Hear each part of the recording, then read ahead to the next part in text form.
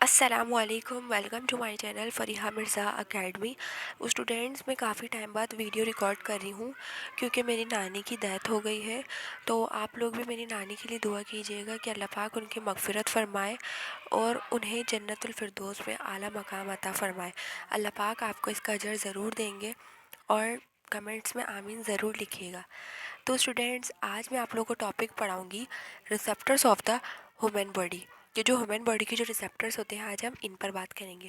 Human body can detect number of stimuli like light, sound, gravity, damage to the tissue etcetera through its various receptors. देखिए, जो human body होता है वो इन number of stimuli को महसूस करता है, जैसे light, sound, gravity, damage to the tissue, इन सबको महसूस करता है।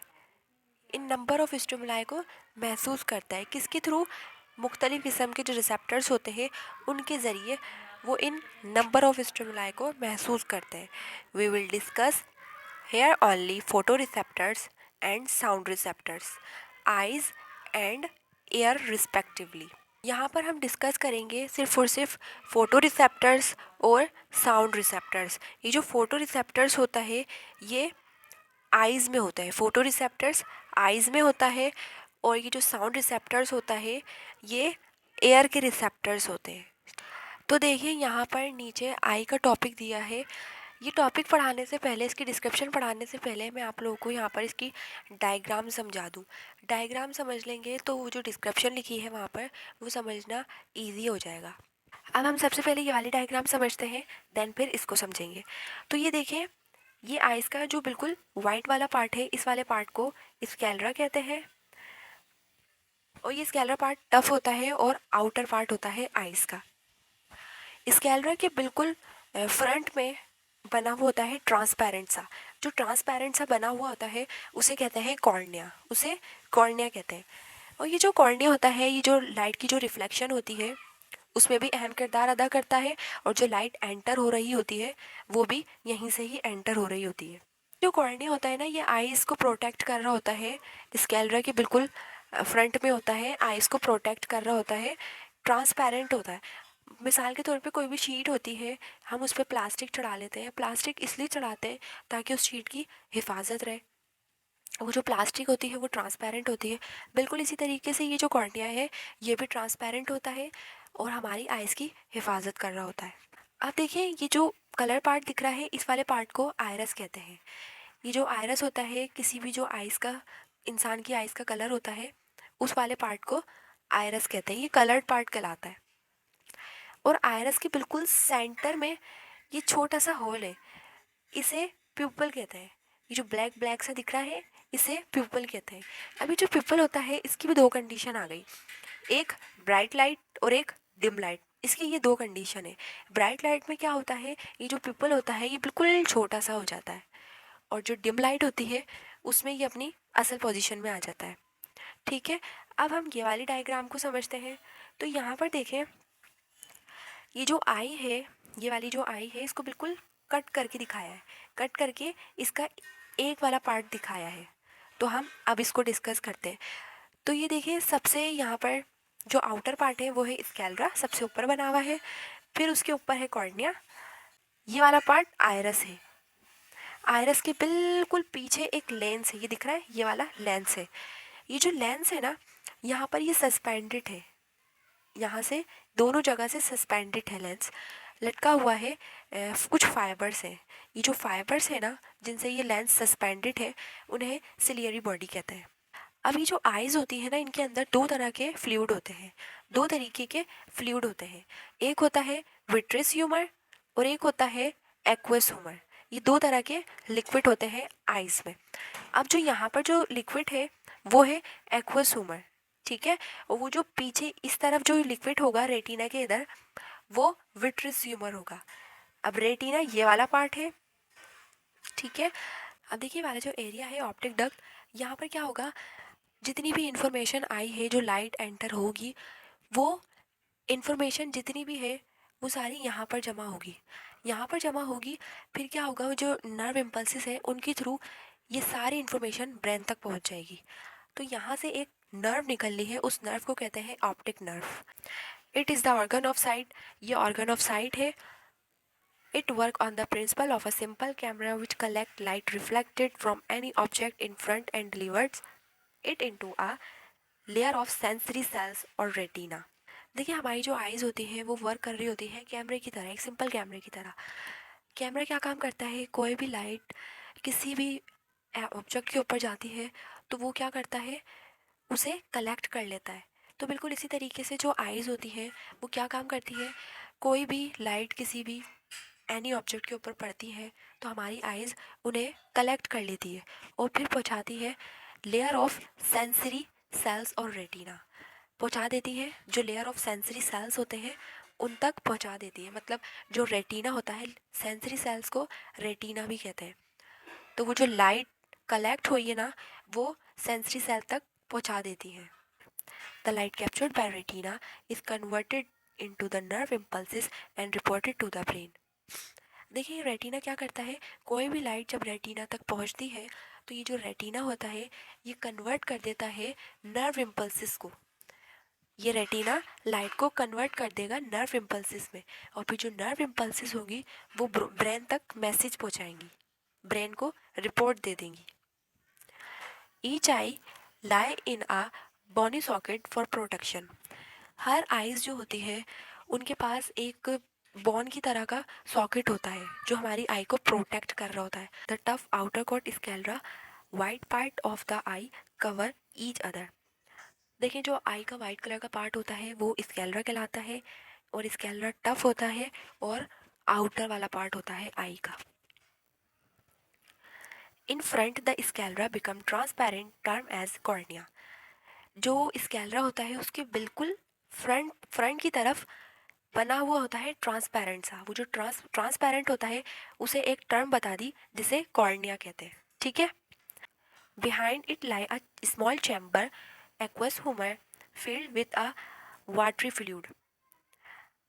और इसके बिल्कुल पीछे, कॉर्निया के बिल्कुल पीछे एक छोटा सा चैम्बर होता है, छोटा सा चैम्बर होता है जिसे एक्वस ह्यूमर कहते हैं, और ये फील होया वो होता है वाटर फ्लूइड से। At it back lies colour part और iris with a central hole called pupil. देखिए ये जो कलर वाला पार्ट होता है, इंसान की आंखों का जो कलर होता है, कलर्ड पार्ट होता है, उस वाले पार्ट को आयरस कहते हैं। और ये जो आयरस होता है इसके बिल्कुल बीच में एक सेंटर होल होता है, उसे प्यूपल कहते हैं। The pupal appear blackish. और ये जो प्यूपल होता है ये नज़र आ रहा होता है ब्लैक टाइप का, ब्लैकिश टाइप का दिखाई दे रहा होता है। Immediately behind the iris is a crystalline convex lens suspended by a ring of circular muscles known as ciliary body। देखिए आयरस के बिल्कुल पीछे क्रिस्टलाइन कॉन्वेक्स लेंस सस्पेंडेड होता है, कुछ फाइबर से सस्पेंडेड होता है, उन्हें सिलियरी बॉडी कहते हैं। The contraction of the ciliary muscles causes changes in the shape of the lens to adjust focus। देखिए क्या होता है, ये जो सिलियरी मसल्स जब कॉन्ट्रैक्ट होते हैं, इनके अंदर कॉन्ट्रैक्शन पैदा हो रही होती है, तो क्या होता है, ये जो लेंस होता है इसका जो शेप होता है वो चेंज हो जाता है। चेंज कैसे होगा, देखें ये है लेंस, यहाँ पर ये मसल्स अटैच है, मतलब इसने लेंस को सस्पेंडेड किया हुआ है। तो जैसे ही मसल्स कॉन्ट्रैक्ट होंगे, सिलियरी मसल्स कॉन्ट्रैक्ट होंगे, इनके अंदर कॉन्ट्रैक्शन पैदा होगी, तो ये जो लेंस है ना इसका साइज चेंज हो जाएगा, शेप बिल्कुल चेंज हो जाएगा। कैसे होगा, या तो फिर स्फेरिकल होगा लेंस या फिर बिल्कुल फ्लैट हो जाएगा। ये दो कंडीशन है लेंस की चेंज होने की, या तो फिर स्फेरिकल हो जाएगा या फिर फ्लैट हो जाएगा जब सिलियरी मसल्स कॉन्ट्रैक्ट होगा तब। Behind the lens, there is a main cavity of eyeball filled with a clear gel, vitreous humor। देखिए ये जो लेंस है ना इसके बिल्कुल पीछे, लेंस के बिल्कुल पीछे एक मेन कैविटी होती है आईबॉल की। आईबॉल की मेन कैविटी होती है, और वो जो आईबॉल की जो मेन कैविटी है ना वो फील हुई हुई होती है एक जेल से। वो जो जेल होता है वो विट्रियस ह्यूमर होता है, ठीक है। The innermost layer of eye is retina on which the image is formed by cornea or lens। देखें जो सबसे अंदर वाली लेयर होती है आइज की वो रेटिना होती है, और रेटिना पर ही इमेज बन रही होती है, और ये फॉर्म कहाँ से हो रही होती है, कहाँ से आ रही होती है, कॉर्निया और लेंस से वो इमेज आ रही होती है, ठीक है। It has sensory cells, rods and cones, which upon the stimulation convert light signal into nerve impulses and report them to the brain. देखिए जो रेटिना होता है, रेटिना को सेंसरी सेल्स भी कहते हैं। तो जो रेटिना होता है उसके पास दो तरीके के सेल होते हैं, एक होता है रोड और एक होता है कॉन्स। और ये जो रोड होता है ये ब्लैक एंड वाइट को डिटेक्ट कर रहा होता है, और ये जो कॉन्स होता है ये कलर्ड लाइट को, मतलब जो रंग बिरंगी लाइटें होती है उन्हें डिटेक्ट कर रहा होता है। जो लाइट सिग्नल होता है वो कन्वर्ट हो रहा होता है नर्व इम्पल्सिस में, और फिर रिपोर्ट कर रहा होता है ब्रेन तक, मैसेज पहुंच रहा होता है, ठीक है। प्यूपिल reflex, the प्यूपिल adjust itself depending upon the intensity of light. देखिए जो पिपल होता है ये डिपेंड कर रहा होता है इंटेंसिटी ऑफ द लाइट, मतलब जो लाइट की इंटेंसिटी होता है उस पर डिपेंड करता है। अब देखें ये जो पिपल होता है इसके भी दो केस होते हैं। हमने पढ़ा था ये जो ह्यूमन आई का जो कलर वाला पार्ट होता है उस वाले पार्ट को आयरस कहते हैं, उसके बिल्कुल बीच में छोटा सा ब्लैकिश कलर का पार्ट होता है उसे प्यूपिल कहते हैं। तो देखिए ये जो प्यूपिल होता है इसके दो केस होते हैं। एक तो ये जो प्यूपिल होता है ये एक केस में छोटा होता है और एक केस में बड़ा हो जाता है। तो देखिए जो जिस केस में ये प्यूपिल बड़ा हो रहा है ना उसे डिम लाइट कहते हैं, उस केस को डिम लाइट का प्रोसेस कहते हैं। और जिस केस में ये प्यूपिल छोटा हो रहा होता है उसे ब्राइट लाइट कहते हैं, ठीक है। अब देखिए ब्राइट लाइट के केस में क्या हो रहा है, लिखा है यहाँ पर, in the case of bright light, it protects the retina by constructing itself so less amount of light full on retina.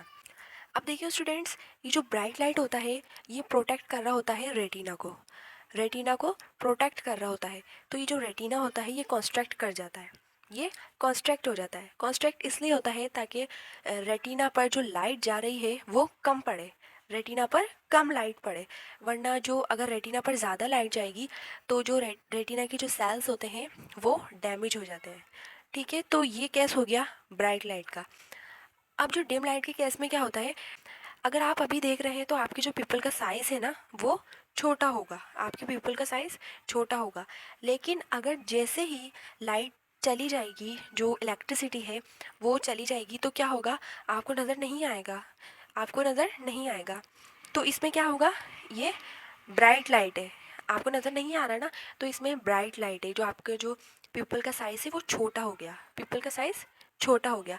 लेकिन आहिस्ता आहिस्ता वो जो साइज़ है ना पिपल का वो बड़ा हो जाएगा, वो बड़ा हो जाएगा जिससे आपको नज़र आना शुरू हो जाएगा। तो वो डिम लाइट हो गया, ठीक है। Accommodation, it is an automatic process of alternating to get sharper image of the near object. To do this, the ciliary muscles contract, allowing the elastic lens to become this thicker and more convex. With age, the lens loses its elasticity, and as a result, the accommodation become increasing difficult. अब देखिए ये जो accommodation का process होता है ये automatic process होता है, खुद ब खुद हो रहा होता है, और ये फोकस किया जाता है किसी भी जो शार्पर इमेज, जो करीबी जो ऑब्जेक्ट होता है उस पर फोकस किया जाता है। और ये जो एकोमोडेशन होता है इसमें क्या होता है, जो सिलियरी मसल्स होते हैं ना वो कॉन्ट्रैक्ट हो जाते हैं, सिलियरी मसल्स कॉन्ट्रैक्ट हो जाते हैं, तो उनके अंदर जो लेंस होते हैं वो थिकर हो जाते हैं और मोर कॉन्वेक्स हो जाते हैं। एकोमोडेशन होता है ना ये तो एक एज से भी होता है, जो एजिड लोग होते हैं जिनकी एज ज़्यादा हो जाती है उनमें भी होता है। जैसे जैसे उनकी उम्र, उनकी एज बढ़ती चली जाएगी तो ये जो लेंस होता है ना ये अपनी इलास्टिसिटी को लॉस कर देता है, वो अपनी इलास्टिसिटी को लॉस कर देता है, जिससे जो एकोमोडेशन होता है ना ये बहुत ज़्यादा मुश्किल बन जाती है, उसमें बहुत ज़्यादा मुश्किलात पैदा हो जाती है, ठीक है। Role of vitamin A with vision, अब हम यहाँ पर पढ़ेंगे कि विटामिन ए का क्या रोल होता है विजन के अंदर। विटामिन ए और retinol is required for proper vision and needed for sensory sales of retina. देखिए ये जो विटामिन ए का दूसरा नाम रेटिनॉल होता है और ये जो रेटिनॉल होता है इसका दूसरा नाम विटामिन ए होता है। तो ये जो विटामिन ए होता है ये ज़रूरी होता है प्रॉपर विजन के लिए, प्रॉपर विजन के लिए ज़रूरी होता है और जो सेंसरी सेल्स होते हैं रेटिना के उनके लिए भी ज़रूरी होता है। It also help the cornea to be well lubricated. देखिए विटामिन ए जो होता है वो कॉर्निया को भी हेल्प दे रहा होता है लुब्रिकेटेड में। अब देखिए हमने पढ़ा था जो कॉर्निया होता है उसके ऊपर शीट होती है, ट्रांसपेरेंट सी शीट होती है। तो वो जो शीट होती है वो स्मूथली होती है और लुब्रिकेटेड होती है, मतलब ऑयली ऑयली सी हो रही होती है। तो बिल्कुल इसी तरीके से ये जो विटामिन ए होता है वो हमारे इस कॉर्निया को भी मदद दे रहा होता है लुब्रिकेट में। Deficiency of vitamin A could lead to corneal ulcer and blindness। अब देखिए क्या हो रहा है, अगर ये जो विटामिन ए है इसकी डेफिशिएंसी हो गई, मतलब विटामिन ए की कमी हो गई, तो ये जो कॉर्नियल अल्सर है और जो कलर ब्लाइंडनेस है ये हो सकता है। अब देखिए ये वाली डायग्राम देखें। अब देखिए कोई भी ऑब्जेक्ट हम करीब से देखते हैं, नियर से देखते हैं, तो जो सिलेरी मसल्स होते हैं वो कॉन्ट्रैक्ट होते हैं। सिलियरी मसल्स कॉन्ट्रैक्ट होते हैं जब हम कोई चीज़ करीब से देख रहे होते हैं। तो जो लेंस होता है ना वो स्फेरिकल होगा। कोई चीज़ करीब से देखेंगे सिलियरी मसल्स कॉन्ट्रैक्ट होते हैं, तो जो लेंस होता है ना वो स्फेरिकल होगा। कोई भी लाइट एंटर हो रही होती है तो वो रेटिना और सॉरी कोई भी लाइट एंटर हो रही होती है तो वो जो कॉर्निया और लेंस होता है वहाँ पर जाएगी, फिर वहाँ से इमेज हमारी रेटिना पर बनती है। अब ये वाली डायग्राम देखें। अब कोई ऑब्जेक्ट हम दूर से देखें, फार से कोई ऑब्जेक्ट कोई चीज़ देखें तो क्या होगा, तो ये जो सिलियरी मसल्स होते हैं ये रिलैक्स होते हैं। कोई चीज़ हम दूर से देखेंगे, ये जो सिलियरी मसल्स होते हैं ये रिलैक्स होते हैं। दूर से कोई चीज़ देखेंगे तो जो यहाँ पर लेंस होगा ना वो फ्लैट हो जाएगा, लेंस फ्लैट हो जाएगा। ठीक है। अब देखिए यहाँ पर हम बात करेंगे जिनकी आईसाइट वीक होती है, दूर की या करीब की। अब हम इन पे बात करेंगे, short sightedness and the long sightedness. Short sightedness myopia referred to the difficulty in focusing distant object while the near object are focused normally। अब देखिए ये जो शॉर्ट साइटेडनेस होता है ना इसका जो दूसरा नाम है वो मायोपिया है। मायोपिया का दूसरा नाम शॉर्ट साइटेडनेस है। अब देखें ये जो शॉर्ट साइटेड होता है ना इसका मतलब ये वाली जो होता है इसमें दूर की जो नज़र होती है, जो दूर का जो नज़र होती है वो कमज़ोर होती है। लेकिन शॉर्ट साइटेड में क्या होता है, जो करीब की नज़र है, जो हम करीब से जो चीज़ें फोकस करते हैं वो बिल्कुल ठीक नज़र आ रही होती है। लेकिन शॉर्ट साइटेड में जो दूर की चीज़ें हैं, दूर की जो नज़र है वो कमज़ोर होती है और करीब की बिल्कुल ठीक होती है। On the other hand long sightedness hyperopia is the difficulty in focusing closer object while distant vision is clear। अब देखिए ये जो लॉन्ग साइटेडनेस है ना इसमें क्या हो रहा है, इसमें जो दूर की जो चीज़ें हैं, जो दूर की जो नज़र है वो ठीक होती है, दूर की नज़र बिल्कुल ठीक होती है।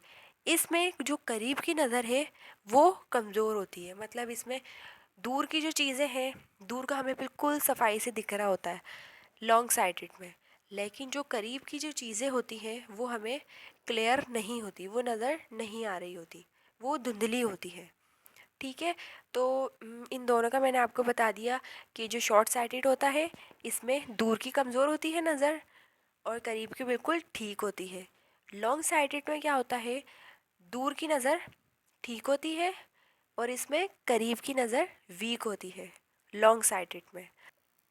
Both can be diagnosed and corrected by using appropriate glasses or contact lens। लेकिन ये दोनों जो हैं शॉर्ट साइटेड और लॉन्ग साइटेड, ये दोनों ऐसे हैं कि ठीक हो जाती हैं, बिल्कुल करेक्ट किया जाता है, इन्हें डायग्नोज किया जाता है, बिल्कुल ठीक किया जाता है और इनके लिए इस्तेमाल किए जाते हैं ग्लासेस यूज़ किए जाते हैं या फिर कॉन्टैक्ट लेंस। अब देखिए ये वाली डायग्राम देखें तो इसके अंदर ये नियर साइटेड है। नियर साइटेड मतलब शॉर्ट साइटेड और मायोपिया, इनमें क्या होता है, इनमें दूर की नज़र कमज़ोर होती है, दूर का दिखाई नहीं दे रहा होता। तो जिनकी दूर की नज़र कमज़ोर होती है उनके ग्लासेस लगे हुए होते हैं, तो उनके ग्लासेस में जो लेंस होता है वो कौन केफ लेंस होता है। ये वाली देखें ये है फार साइटेड। लॉन्ग साइटेड और हाइप्रोपिया। इनमें क्या होता है, इनमें करीब की चीज़ें नज़र नहीं आ रही होती, करीब की नज़र कमज़ोर होती है।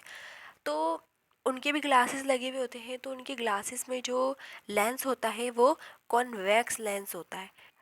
कलर ब्लाइंडनेस, कलर ब्लाइंडनेस मतलब कलर का ब्लाइंड हो जाना, कलर ठीक तरीके से ना नज़र आना। It's a deficiency of vision in which ones cannot distinguish certain color such as blue and yellow or red and green।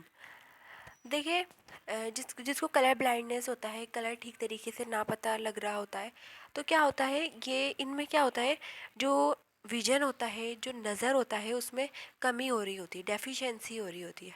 नज़र की कमज़ोरी की वजह से उन्हें कलर जो होते हैं उनका पता नहीं लग रहा होता कि कौन सा कलर है। ज़्यादातर उन्हें रेड एंड येलो, ग्रीन और रेड, इनमें ज़्यादा प्रॉब्लम हो रही होती है कि कौन सा कलर है। It is due to the defect in cones of retina. Though the vision may be normal in a colorblind person। अब देखिए, ये जो रेटिना होता है, रेटिना के दो सेल्स होते हैं। रेटिना के दो सेल्स होते हैं, एक होता है रॉड और एक होता है कॉन्स। तो ये जो कॉन्स होता है, ये कलर का डिटेक्ट कर रहा होता है, कलर को डिटेक्ट कर रहा होता है। जो रंग बिरंगी कलर्स होते हैं उन्हें डिटेक्ट कर रहा होता है, उन्हें महसूस कर रहा होता है। और ये जो रॉड होता है, ये ब्लैक और वाइट इन दोनों कलर को डिटेक्ट कर रहा होता है।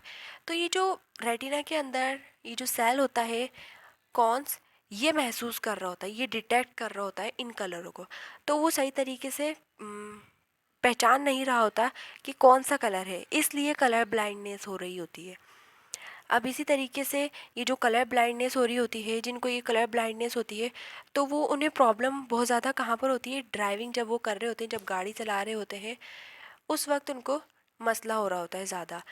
क्योंकि उन्हें इतनी सलाहियत नहीं होती, इतनी उनके अंदर इनएबिलिटी नहीं होती कि वो कलर को पहचान सके। ज़्यादातर उन्हें जो कलर मुश्किल लगता है पहचानने में, वो रेड एंड ग्रीन, इन दोनों कलर में परेशानी हो रही होती है। जब ट्रैफिक जैम होता है, तो वो जो ट्रैफिक सिग्नल होता है, वहाँ पर जो ट्रैफिक लाइट होती है, उसमें ये पहचान नहीं पा रहे होते ड्राइविंग के दौरान। ठीक है स्टूडेंट्स, यहाँ तक हमारा आई का टॉपिक हुआ कंप्लीट। आई होप आप लोग को समझ आया होगा। अब इसके नीचे डिस्ट्रीब्यूशन साइंटिस्ट के बारे में है। ये वाला टॉपिक बिल्कुल इजी सा है, आप लोग पढ़ लीजिएगा। अगर समझ नहीं आए किसी बच्चे को तो मुझे कमेंट्स करके बताइएगा, मैं इसकी भी वीडियो बना के अलग से डाल दूँगी। अब हम जो नेक्स्ट वीडियो में मैं आप लोगों को पढ़ाऊँगी वो एयर का टॉपिक है। ठीक है, ये एयर का पूरा टॉपिक है। अब मिलेंगे नेक्स्ट वीडियो में, जब तक के लिए अल्लाह हाफिज़। दुआओं में याद रखिएगा। जज़ाकल्लाह।